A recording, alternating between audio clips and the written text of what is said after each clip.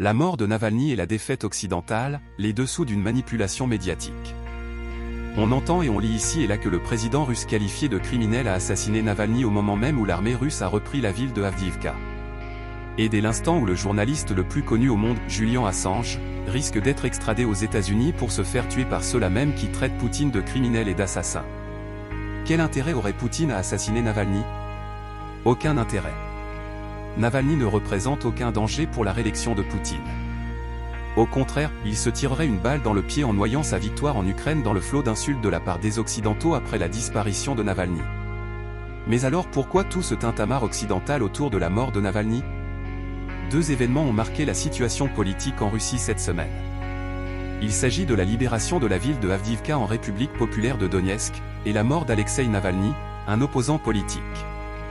Si le décès est un fait qui ne nécessite pas une programmation spécifique, hormis un acte délibéré, ce qui n'est pas admis dans le cas de Navalny, il se trouve que la mécanique médiatique occidentale a délibérément monté en épingle la disparition soudaine de l'opposant accusant le Kremlin d'être à l'origine de ce que le narratif mainstream qualifie de meurtre, pour faire une impasse totale sur une nouvelle débâcle ukrainienne qui risque de sceller l'issue du conflit largement perdu par les Occidentaux.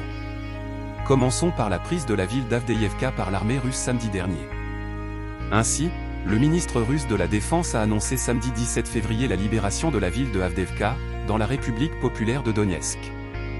Cela a permis de repousser la ligne de front de Donetsk, ce qui permet, selon les spécialistes militaires, de mieux protéger cette ville contre les frappes de l'armée ukrainienne. Avdiivka, une défaite occidentale. L'armée russe a réussi à libérer un territoire de 31,75 km². L'armée de Kiev a perdu plus de 1500 soldats en 24 heures pendant les combats pour Avdiivka. Ce qui en dit long sur la débâcle des Ukrainiens et leur difficulté à maintenir leur ligne de combat. Selon le journaliste d'origine américaine, Russell Bentley, qui vit sur place à Avdiivka, pour la première fois depuis des années, les civils de Donetsk ont pu jouir du silence sans craindre le grondement de l'artillerie, qui leur tirait dessus depuis cette ville jadis sous contrôle ukrainien. La plupart des bombardements des zones civiles de Donetsk au cours des 10 dernières années provenaient de Avdiivka. Y compris le récent massacre de 27 civils au marché de textile chic, dans mon quartier, il y a moins d'un mois. Avdiivka était connue comme une forteresse imprenable du pouvoir nazi, et pourtant j'ai vécu pour la voir tomber, a ajouté Russell Bentley. Volodymyr Zelensky avait confirmé que les forces ukrainiennes se retirent de Avdiivka pour éviter l'encerclement. Alors que l'aide américaine se tarit, les forces ukrainiennes semblent à court de munitions et pourraient adopter une stratégie désespérée de défense active, déjà testée par la Wehrmacht en 1943, comme rapporté récemment par Business Insider. Le cas Navalny. On comprend mieux pourquoi les Occidentaux ont sauté sur l'occasion du décès de l'opposant Alexeï Navalny en prison pour créer un écran de fumée afin d'occulter une défaite stratégique de leur obliger Zelensky tout en diabolisant le président Poutine. Retour sur les faits. Alexeï Navalny était incarcéré dans l'enceinte de la colonie pénitentiaire IK-3, située au nord du cercle polaire arctique, à Karp, dans la région de Yamalnenets, à environ 1900 km au nord-est de Moscou. Son décès a été annoncé le 16 février par le service pénitentiaire de la région arctique russe de Yamalnenets. Une source non identifiée a déclaré à la chaîne russe RT que Alexeï Navalny avait succombé à un caillot sanguin. Lorsque l'avocat et la mère d'Alexeï sont arrivés à la colonie ce matin, on leur a dit que la cause de la mort d'Alexeï Navalny était le syndrome de mort subite, a déclaré le jour même Ivan Zdanov, dirigeant de la fondation anti-corruption d'Alexeï Navalny. L'autopsie du corps est toujours en cours et les autorités russes ont promis la transparence dans la communication des résultats. Pourquoi donc les autorités européennes et américaines ont provoqué une levée de boucliers généralisée pour diaboliser les autorités russes, accusées d'avoir provoqué la mort de Navalny à défaut de l'avoir purement et simplement assassiné de sang-froid, selon leur narratif? Deux hypothèses peuvent être soulevées. Occulter la défaite sur le front ukrainien et détourner l'attention de leur propre forfait. Parce que le véritable début se situe à ce niveau.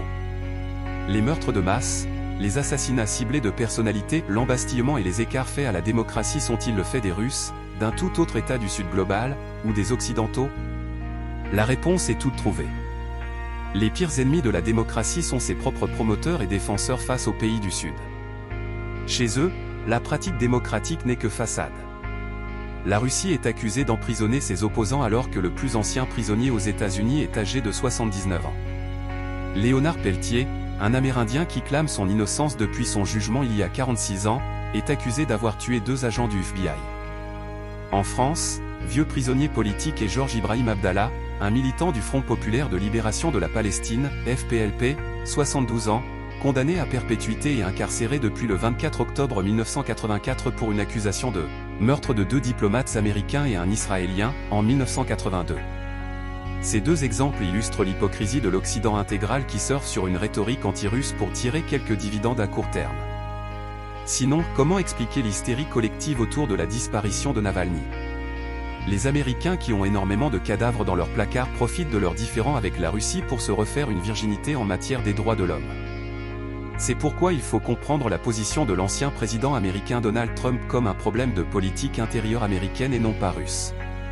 En effet, dans un message publié sur son réseau social, Truth Social, et dans lequel il n'a été fait aucune mention du président russe ou du Kremlin, le prédécesseur de Joe Biden et candidat à sa succession, a déclaré, ce lundi, que la mort soudaine, en prison de Navalny lui a fait prendre de plus en plus conscience de ce qu'il se passe dans son pays. Ainsi, Trump a fustigé sans plus de détails l'administration Biden et ses adversaires politiques américains, qualifiés de « politiciens, procureurs et juges escrocs de la gauche radicale ». Réalité ou simple joute électorale? La russophobie occidentale masque mal les contradictions profondes d'une civilisation décadente.